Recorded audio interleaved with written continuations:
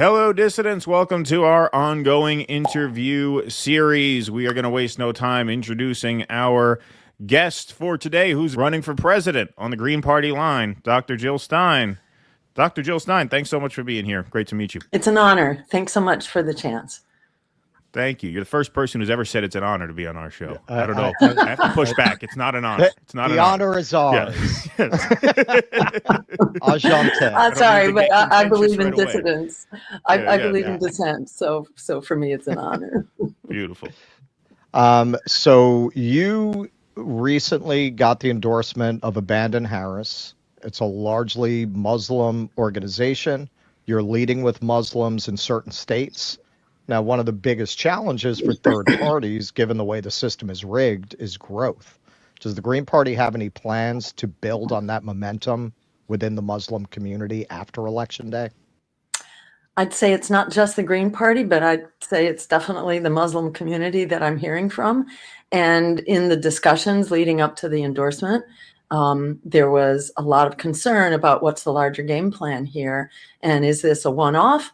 Or is this, building real power to challenge empire?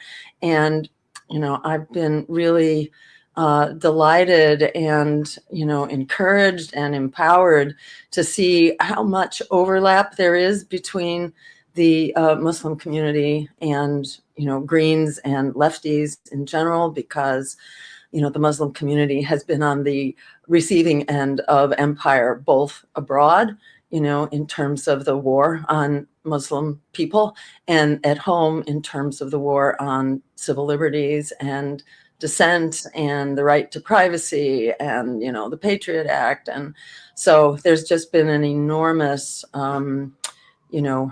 confluence of long-term interests and vision and values. So, from the very beginning, we were joined actually by really amazing, insightful people, not only Muslim Americans, but also Arab Americans who are not necessarily active or practicing Muslims, but they've been very active in our campaign from the start and have actually founded, their own new chapters of the political party, that is of the Green Party in Michigan in particular. Oh, wow.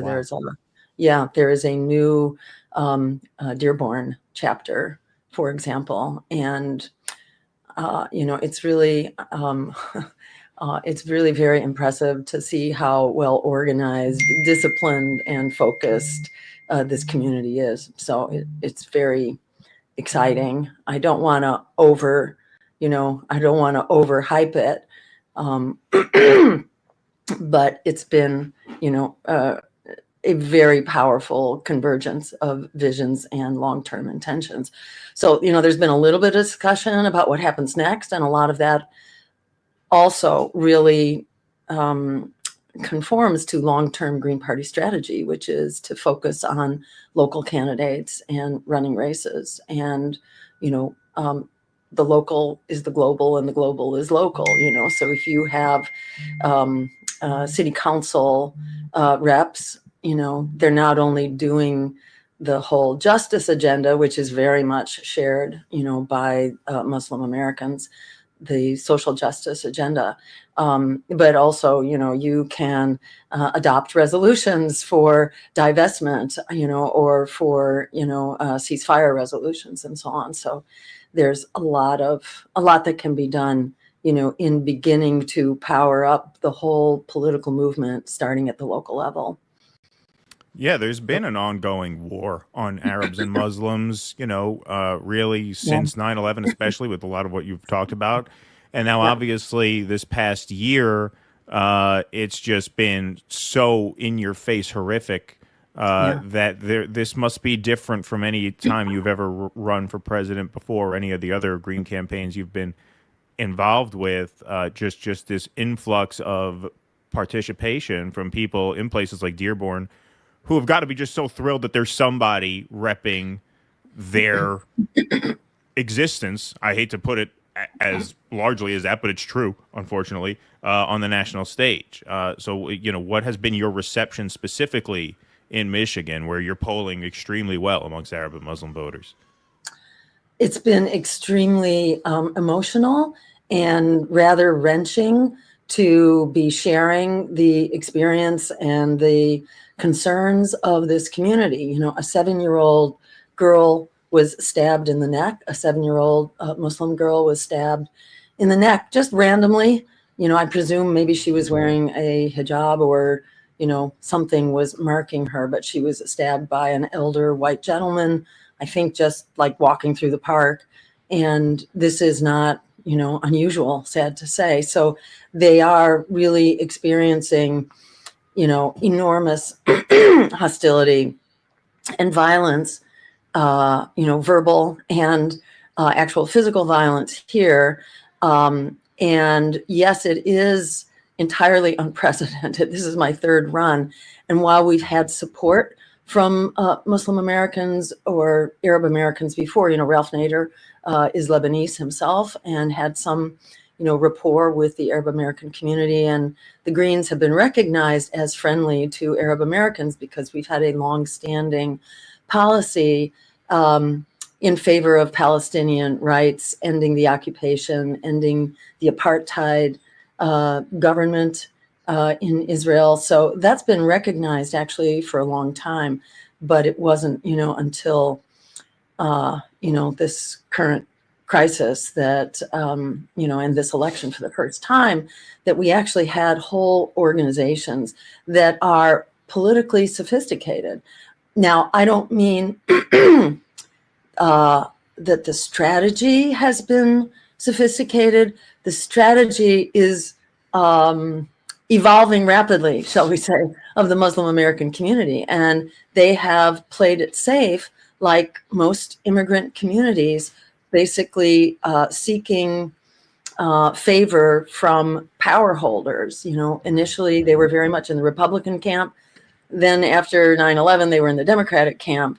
And, you know, now after the genocide, they've really abandoned that and have sought out, you know, a very different role in politics, which I must say where they are winding up is very similar to, you know, I think the role of many of us who have long since rejected the very corrupt political system that serves powerful economic interests, namely Wall Street and the war machine, to summarize it. But we wind up, you know, in very much the same place. It's the first time that we've had people who have existing 501c4s and actually have played the political game for quite a while. They've never just done it from this position of challenging power. They've more been seeking, you know, approval and recognition from current power holders. This is the first time they have this position, but they are organized.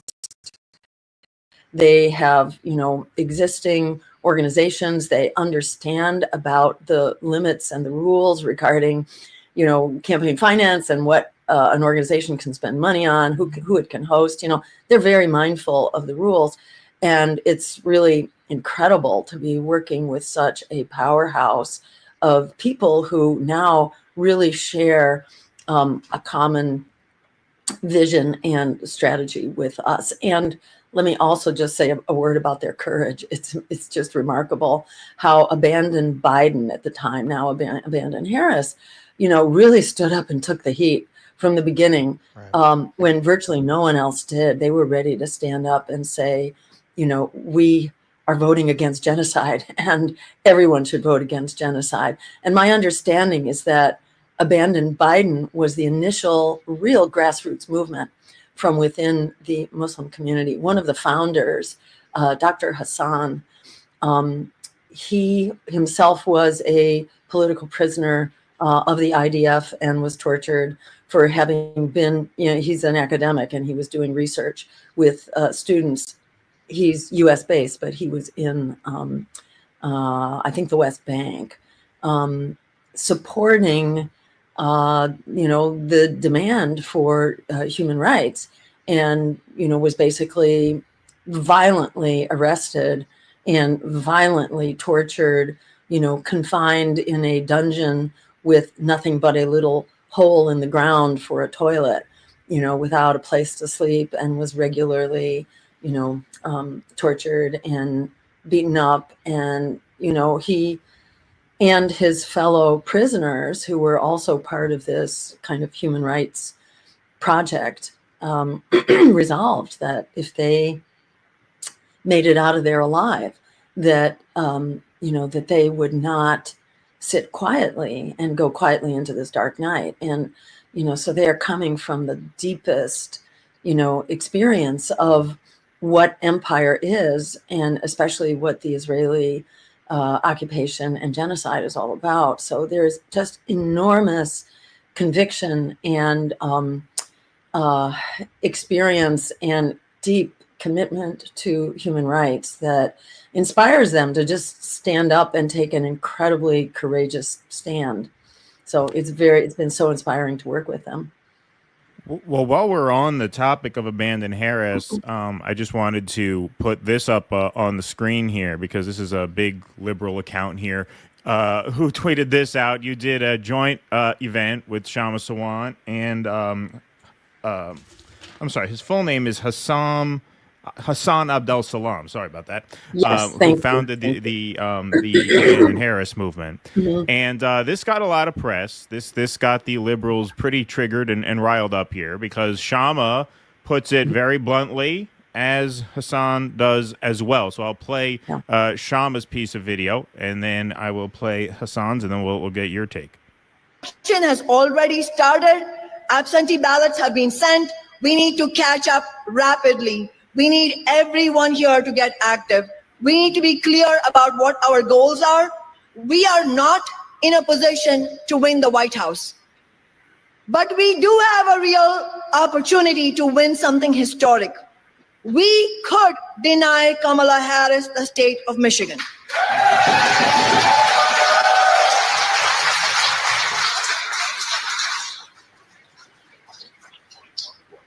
And the polls show that most likely Harris cannot win the election without Michigan. Okay, so that tweet got 3.3 million views. Keith Edwards very upset. Wow, Shama Sawant admits Stein can't win and is only in the race to prevent Kamala from winning. And then he features Hassan the next day. There you are in the background. He says something very similar. No mistake that this rumble of abandon guarantees a failure for the vice president, the loss of Michigan, and the loss of the White House. That we can depose the leaders who sit atop a superpower, a success that will happen immediately when we know the results on the 5th of November. So, liberals and Democrats always try to tarnish you as a spoiler, but I found really interesting about Hassan and Shama's speeches there is that they seem to really embrace the power flex that come with saying, no, we actually will cause you to lose, and we're perfectly fine with that. So do you echo those sentiments, or do you see your campaign differently? So they do not speak for the campaign. And if you heard our event last night, where we did another event here in Seattle with Workers Strike Back, Shama actually acknowledged, and every time I am a part of these events, I express our intentions, which are not only to defeat Kamala Harris, but are also to defeat Donald Trump. Sure. So we have a different approach. We have different histories, and I completely understand and respect where they are coming from. So far be it from me to tell them what their political strategy is, especially for the Muslim Americans whose strategy has been paid for in blood. So I'm not going to tell them what their politics should be. I'm really grateful that there's so much overlap between our strategies. And, having been an activist myself for a couple of decades, I'm coming from a different place, certainly different from the Muslims who are newly taking an oppositional stance. I'm very much looking at what we have to win and coming at this as, a medical doctor motivated by the threats here to our survival. Fundamentally, I am extremely conscious that we're on a rapid trajectory for oblivion here, whether it's from nuclear war and climate collapse and so on. Those are probably the most immediate risks. That's kind of the perspective I'm coming from. And I'm very aware that we don't fix that simply by defeating Kamala Harris. That's part of it. But in my book, what we're aiming for here is survival, nothing less than that, especially right now as the war is expanding rapidly in the Middle East. Israel's genocidal war, has expanded to the West Bank, to Lebanon, and is on the verge of expanding now to engage Iran. And Iran may come with Russia, and who knows where it will end. And there is a real risk of potential the use of nuclear weapons. So, I'm extremely mindful as someone who's coming from a place where health and survival are paramount. Those are my goals. And I know we don't get there just by defeating Kamala Harris. My intentions really are about supporting this movement that will defeat both of them and that will ensure that we have an America and a world that works for all of us, and an end to nuclear threats, expanding war, crushing inequality, climate collapse, all the rest. That's where I'm going. And that's what my remarks are always about. And, I, as a rule, I always state clearly, that our goal is to defeat both Donald Trump and Kamala Harris. They are both genociders. Just to look at the immediate situation, in order to stop genocide, we must stop them both. And my message is very much that one must not cast a vote for genocide, period. If you vote for it, you are endorsing it and you are enabling it. Right now, as money continues to pour into Israel to reward their, unbelievably murderous strategies and behavior, they are being rewarded and they are being encouraged to expand their war, and specifically to engage Iran. And we now have many boots on the ground, let alone, a lot of naval resources, which also come with a lot of naval servicemen and women, and 40,000 U.S. servicemen and women in the Middle East to start with. So the more we pour in, the more at risk we are for being engaged in a major conflagration here. So, for me, beating Kamala Harris is not enough. And I do not subscribe to the view that there is a greater or lesser evil in this race. There are two evils in the two major parties, and our job is to stand up and fight for the greater good and build it with all due urgency, because we are out of time and extremely at risk for the situation that has been bought and paid for by AIPAC, Wall Street, the war machine, the usual suspects. Fixing this around the margins isn't going to do it. We really need a movement for the long haul. And what I'm delighted with is that both Abandon Harris and Workers Strike Back see the ultimate goals here in these terms as well. And I should mention, last night, Shama specifically acknowledged that we have differences of opinion within the movement. And when she basically said the same thing last night, that, we can do something historic and deny Kamala Harris a victory, she qualified that, saying that that was her opinion. And that was the opinion of Workers Strike Back. It is not the opinion of the campaign. She doesn't speak for the presidential campaign. And that we are having, an internal, or it's not even internal because we're not internal to anything, but, within movement, debate about this, a healthy, public, and open debate. And I couldn't ask for anything more. Sure. I mean, I think that's a totally fair answer. And I know Shama fairly well. I've gotten to know her fairly well over this past year or so. And Russell interviewed Hassan at the Chicago event that you spoke at as well. And they're both unequivocally anti-Harris and anti-Trump. Yeah. So I don't think they're saying we need to tank Kamala in Michigan and cost her the election because they like Trump. I think that what they're saying is that if we can deny Kamala Michigan, that is a flex for our movement. That makes people take us more seriously. In other words, damn right, we're going to take votes from Democrats. That's what we're here to do. And as a strategy, do you think that gives the Greens more power to influence the actual outcome of the election, even if you can't necessarily win it outright?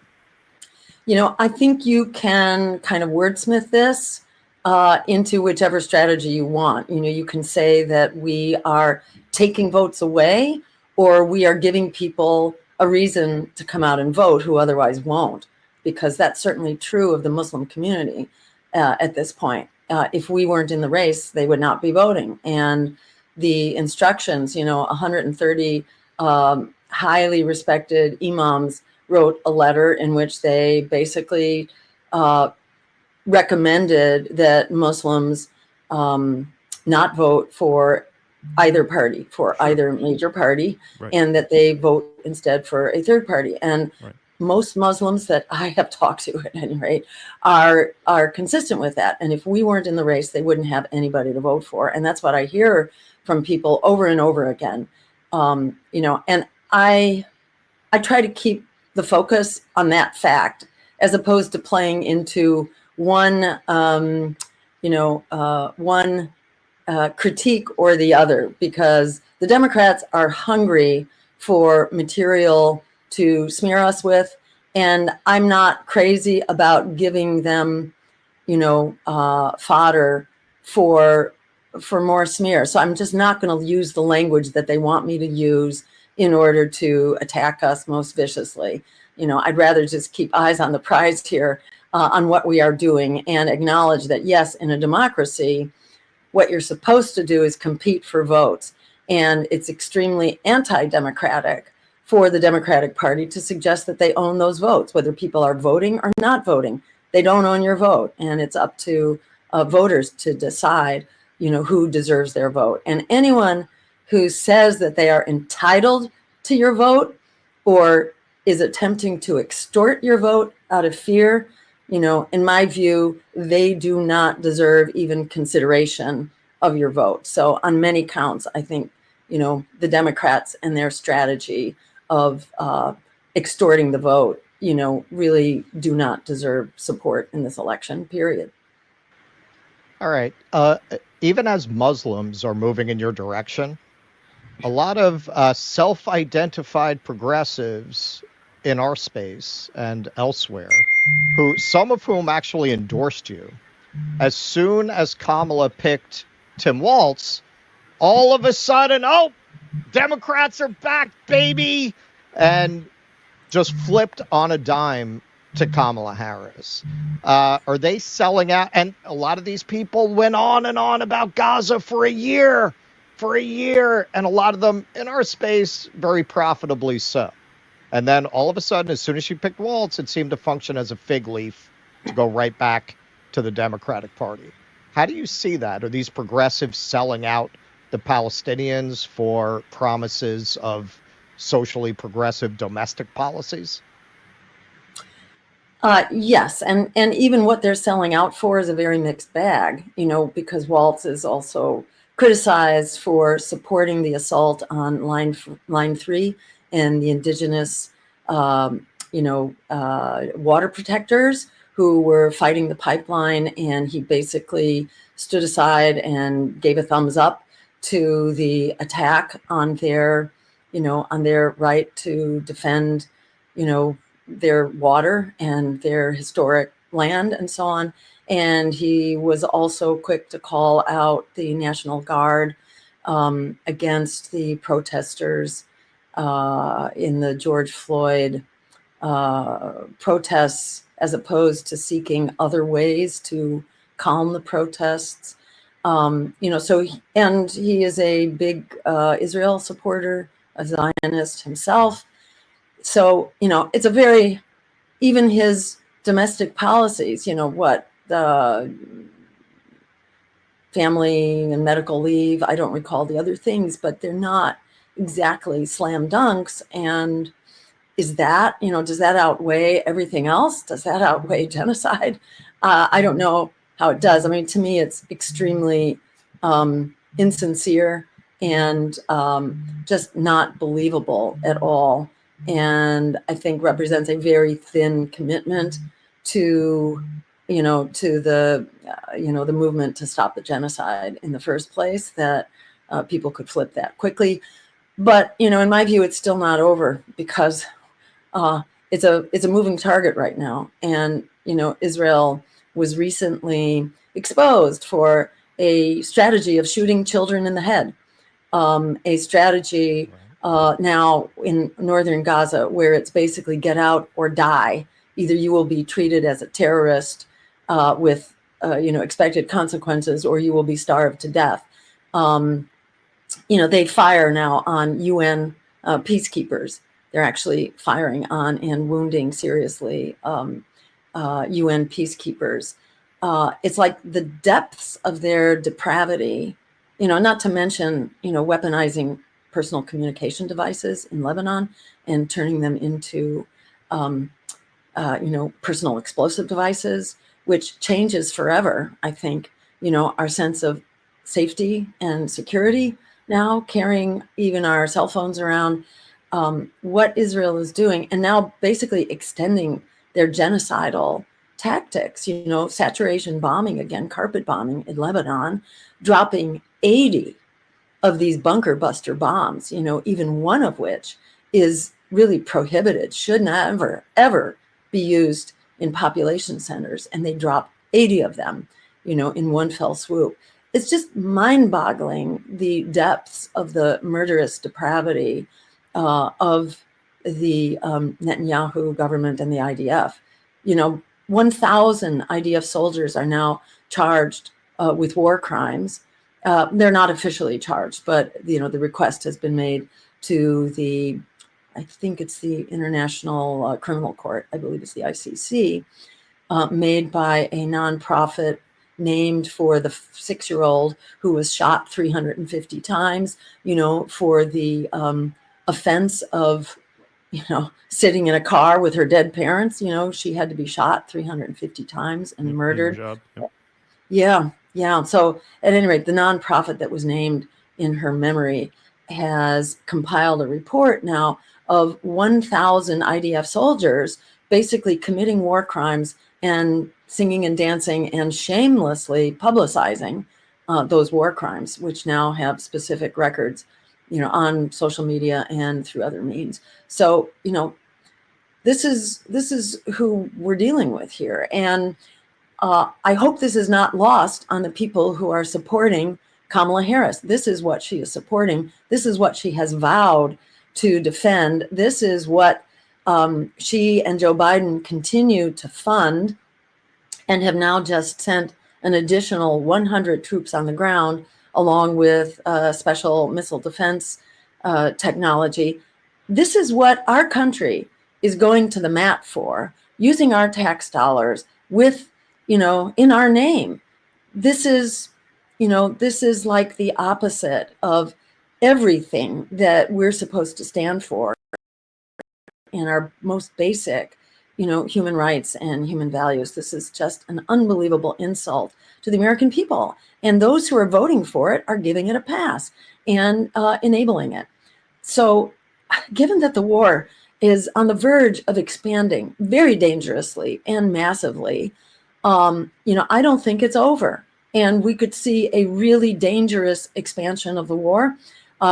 We now have a draft, right? We have a draft. Registration for that draft is automatic. You may not know it, but any 18 to 25-year-old in your family is now in that draft. And all it takes is for the White House to declare a military emergency, which the expansion of the war to Iran easily could be, whether or not Russia joins in. This could be that reason for sending more boots on the ground. And here comes the draft. And you can't hide from it because they know where you are. They know how to find you, and you are already, enlisted. And we could see things really change overnight here, and I wouldn't rule it out. If you look at the postings on YouTube, where we've had interviews before audiences that have not historically been friendly to me or to the Greens, the Breakfast Club, Mehdi Hassan, even Democracy Now. While Democracy Now in past campaigns used to give us a hearing, this year they wouldn't even do that until just like 2 or 3 weeks ago, finally, after AOC opened the doors for us by very publicly smearing us. It got us a lot of gigs. So, we're honored by these smears, which are really the best public relations we could Yes, possibly ask for, of course. including the recent ad by the DNC.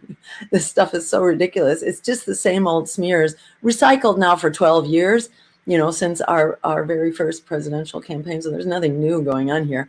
All they do is help alert people that there is somebody else out there. So if you look at what people are saying in networks that never supported us, now suddenly it's like wall to wall. Oh, I wasn't going to vote. Now I'm going to go out and I'm going to register green because these candidates, myself and Butch Ware, represent who we are and what we're about. So it's absolutely staggering to me. I mean, I keep pinching myself to say, am I dreaming? Am I dreaming? Because our message hasn't changed. What's changed here, is that we were ahead of the curve, and the curve has kind of caught up to where we are, and the American people are not buying it. In 2020, 1 out of every 3 eligible voters did not vote for the garbage being rammed down their throats, the 2, major parties and their candidates. 1 out of every 3 eligible voters didn't vote, and those voters or non-voters are disproportionately young, poor, and of color. Exactly the people that our agenda speaks to, our lefty agenda, for rent control, for healthcare as a human right through improved Medicare for all, reparations, ensuring that public higher education is free, bailing out student debt and medical debt, and a Green New Deal to address the climate crisis as the emergency that it is, and to cut the military budget by half. This is what we've been saying a long time. The people who will most resonate with this, are in that group of historic non-voters. And by just raising the alarm, I'd say the outcome is not foretold here. The outcome is not determined. We know what the odds are. The odds are that, one of the predatory candidates is going to pull this off. But there's also a substantial risk that we are walking into a powder keg right now in the Middle East. What's the risk of that? It's got to be at least 10%, if not even 50%. And if that happens, all bets are off on how people are going to vote and who will come out to vote and what the outcome of this election will be. So, I don't share Shama's analysis here at all. If you're playing the horse race odds, sure. But in this historic moment that we're in right now, it's a pretty volatile moment. And a lot of people are very hungry for what we're offering. And, we could see events turn in a way, this happens in elections, where there are catastrophes close to the time of the election that completely flip the expected outcome of the elections. This happened in Spain, for example, I don't know, maybe 15 years ago, where a left government was elected in the wake of some major terrorist event that exploded a train and was a huge tragedy. And it catapulted unexpected, forces into power. Right now, we are so on the verge of catastrophe in so many areas. We could have another hurricane that actually hits head on, to a population center. That could happen. I mean, there are so many things. We are so on the verge of disaster in so many dimensions of life and society and, the natural world and so on, that we could see easily something happening that really flips the odds in this election. And we are running hard because, we are all very much at risk right now. And the trajectory we're on, we're heading for disaster on many fronts. So it's got to be changed. And to my mind, that is the greatest risk of all here, is to be silent in the face of this, oncoming train. We're lying down on the railroad tracks right now, and that train is speeding towards us, and we've got to stand up and, and be a force here, because there is a mobilization that's happening right now for, really transformational change. It's powerful. And if 1 out of every 3 voters, eligible voters, were to come out and vote, we would see this election transformed overnight. Well, yeah, I mean, look, I don't expect you as a candidate to come here and say we have no chance to win. I mean, I don't think any candidate would ever say that in any circumstance. And Shama's been a third party candidate herself. But I think you mentioned this before. David Duke as a troll came out and endorsed you, and the Democrats made a lot of hay over this. They put this on their website. Former KKK leader David Duke endorses Joe Stein, which clearly he did that as a troll, obviously, and you rebuked that endorsement. We've obviously seen here the DNC very proud to announce they're running their first ever attack ad against a third party candidate. So I think, and I'm not going to speak for Shama, but I think where she's coming from is to say that the fact that the Democrats and the liberal establishment are panicking this much about you is a flex in and of itself, win or lose. And I think we should embrace that flex. Just lean into that head first and say, yep, as you said just a few moments back, the smears give you more power. The smears put more eyeballs on you. The smears are good for you. Welcome their hatred, as capitalist FDR once said. Yeah. Yeah, exactly. And in fact, our formal response to this, when we were asked for comment on the DNC smear, our comment began with "Bring it on." This is the best possible publicity we could ask for. These smears are ludicrous. They, reflect the panic of the Democratic Party. We are proud, to be endorsing, to be eliciting that panic. To that effect, we are not shying away from, the opposition of the mainstream Democrats. I mean, it's been the best thing that could have happened to us. It actually led to this, this whole series of higher order coverage and interviews that, we really have AOC to thank for. The attacks began with Jamie Harrison, the head of the DNC, and he was completely excoriated on social media. He was running the Russia smear, which has been thoroughly laid to rest by a 3-year investigation by the Senate Intelligence Committee, which I paid for in blood, sweat, and tears, so we got our effective exoneration. And, yet that is completely ignored. If I wasn't a candidate, I could sue for libel here. But when you're a candidate, you can't do that. So they can say whatever they want and they can keep rehashing the smear. But it's really a dead smear. People don't buy it. Russiagate has really collapsed. All of its foundations have essentially been disproven.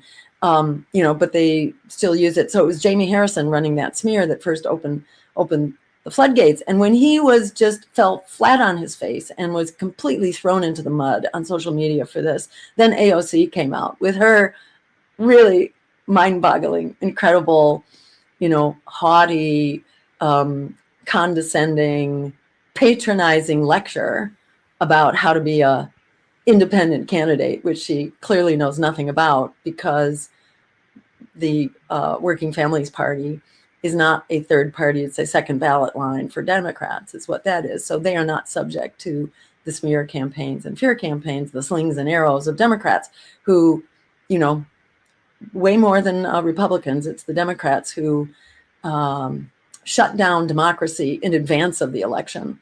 The Republicans notoriously do it after the election, interfering, attempting to interfere with the peaceful transfer of power. But the Democrats do it in advance, and neither one is acceptable. So there goes AOC mouthing off. AOC Pelosi, as my running mate Butch Ware has named her. Her really bizarre Instagram post, got huge circulation, but largely condemnation. Streisand effect.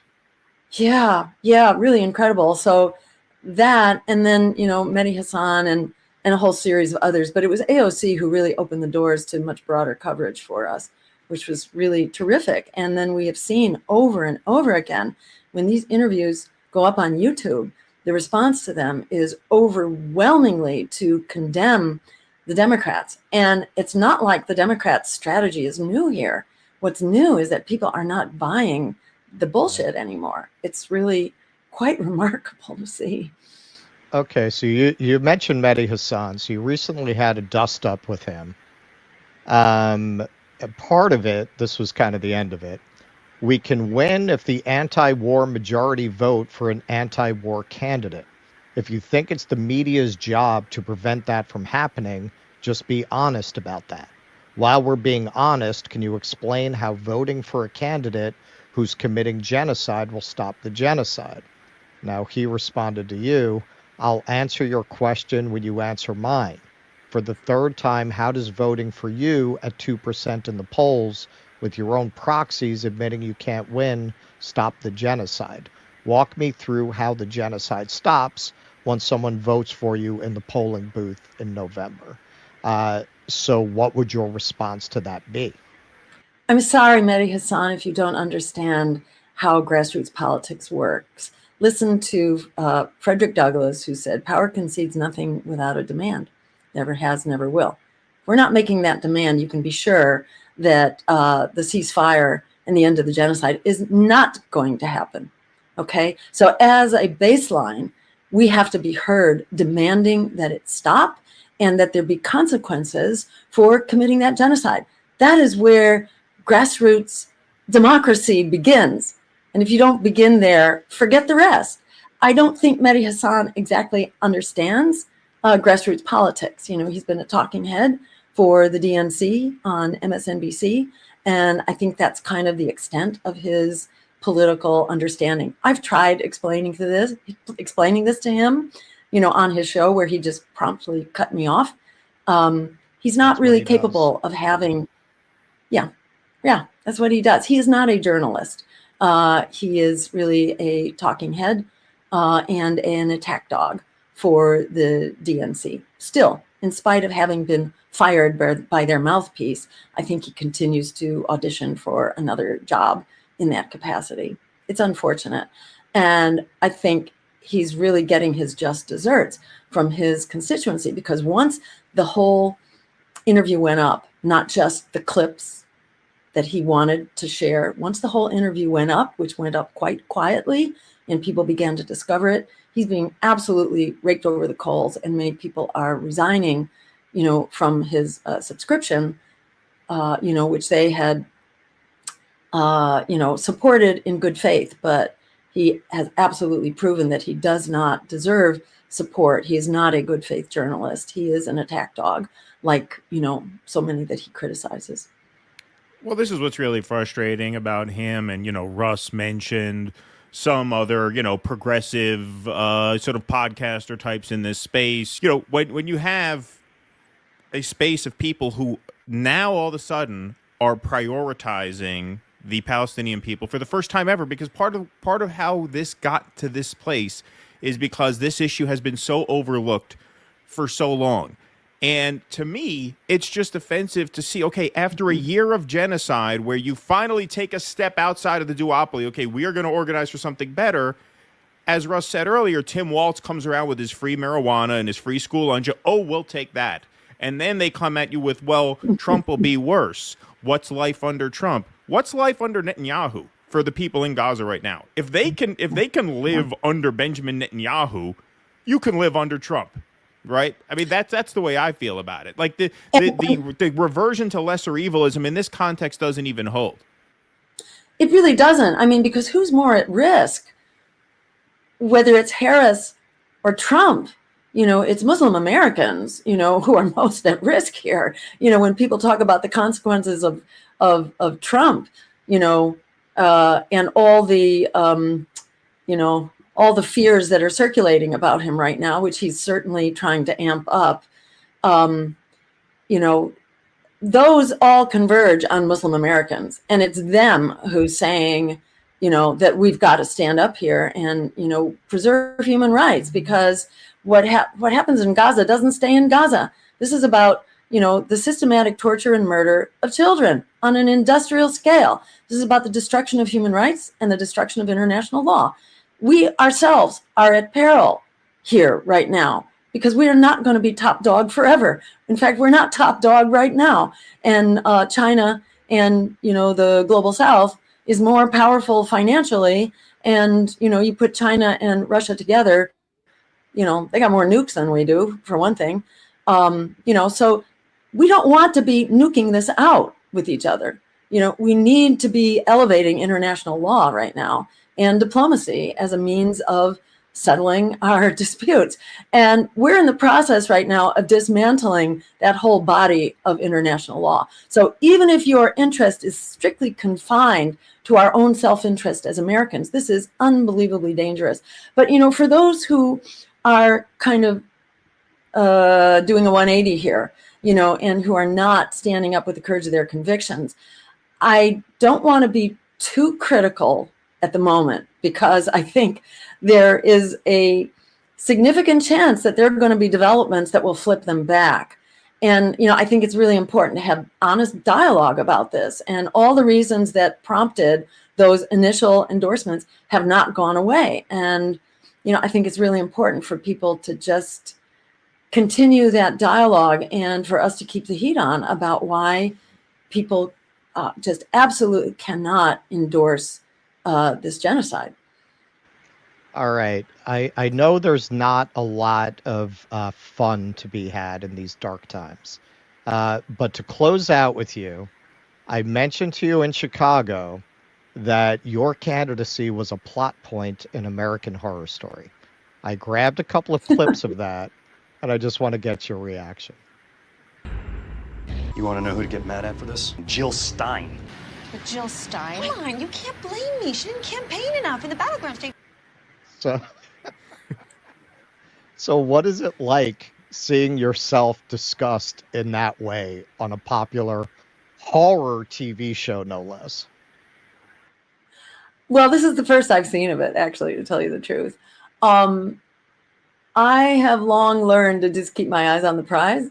I'm getting contacted by all kinds of people now coming out of my deep, dark past who haven't bothered to make contact with me for decades. Now they're coming out to tell me that, would I please do them a favor and drop out of the race?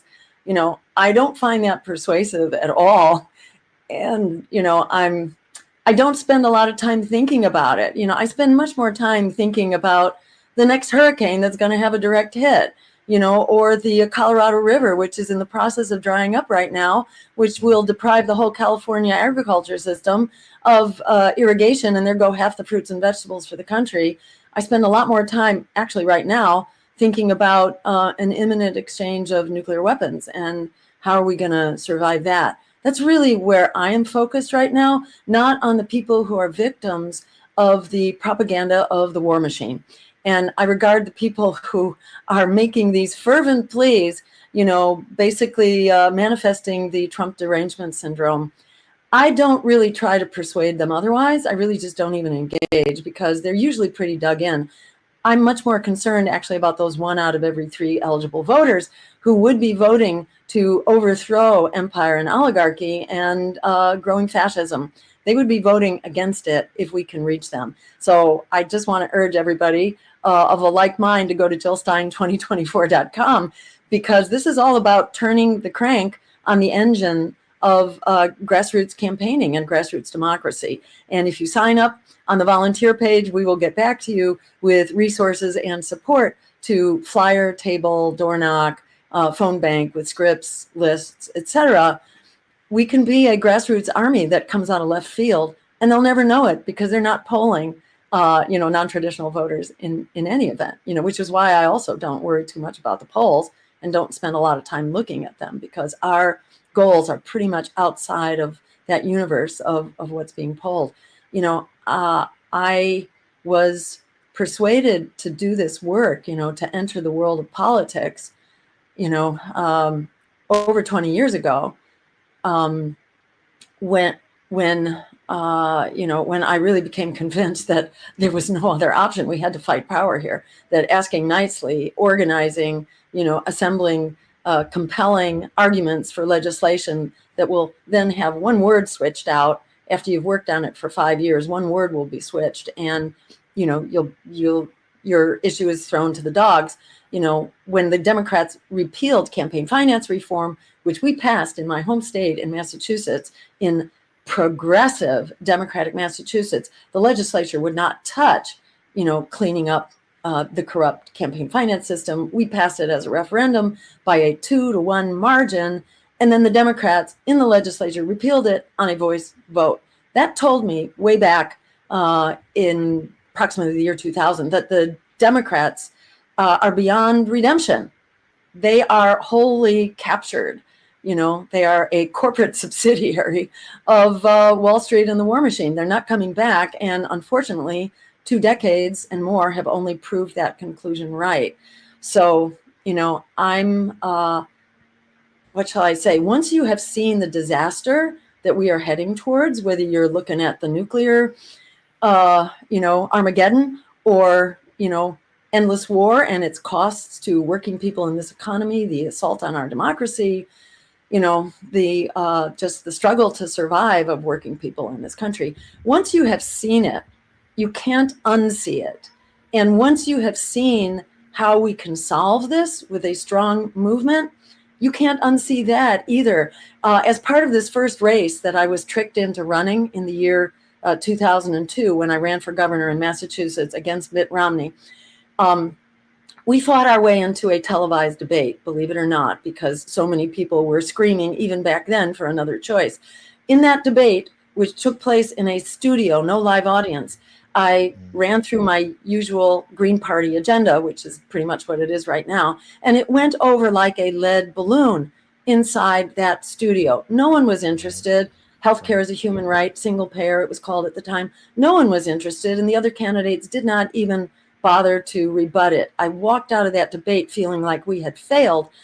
And when we got to the room where the press was waiting, I was mobbed by the press, who told me that I had won the debate on the instant online viewer poll. This was on New England Cable News Network. Who knew? We had no idea that there was such a poll. That was the first time, and it was the last time that an instant online poll is done of a debate, because they do not want you to know. And it really became clear to me in that moment that we've already won in the court of public opinion. What we haven't won is the strategy and working out how do you overcome this noose around our necks, this stranglehold of corporate America, Wall Street, and the war machine. How do we break that stranglehold and mobilize and manifest the overwhelming momentum for political transformation? It really is there. It's much easier to focus on strategy and figure out strategy than it is to change people's minds. It's very hard to change people's minds. But what I learned back in 2002 is that minds have already been changed. The economy, the incredibly predatory economy, endless war, and the climate collapse, environmental collapse actually, have already persuaded people. People get it, and they are ready for change. They can smell a rat, and they can smell if you're not a rat. So it's all a matter of getting into the dialogue, of forcing that dialogue. And that's what, my intention was in running in this race, was not to allow them to have an election and pretend that there's no genocide, there's no endless war, there's no climate collapse, there's no crushing inequality for working people. We are a voice for all of that will not be suppressed. And, I'm really amazed and delighted that the attention that our positions are getting now is actually grown to where it is. And I don't think this is the end of it yet. So I'd say hold on to your hat, go to JillStein2024.com and join the rebellion because the sky's the limit at the moment. All right. Well, Dr. Thank Jill you, Jill. Stein, yes, I know you're incredibly busy, and so thank you so much for making time for us. We'd love to have you back on after the election sometime to talk more in depth about some of these things. But thanks for carving out time this morning. I know you're on the West Coast. I know you got a flight to catch because exactly. More campaigning to do. Great to meet you. Welcome back anytime. Thank you so much for joining us. Likewise, great to talk with you. Take care. Thank you very Bye-bye. much. Please clap.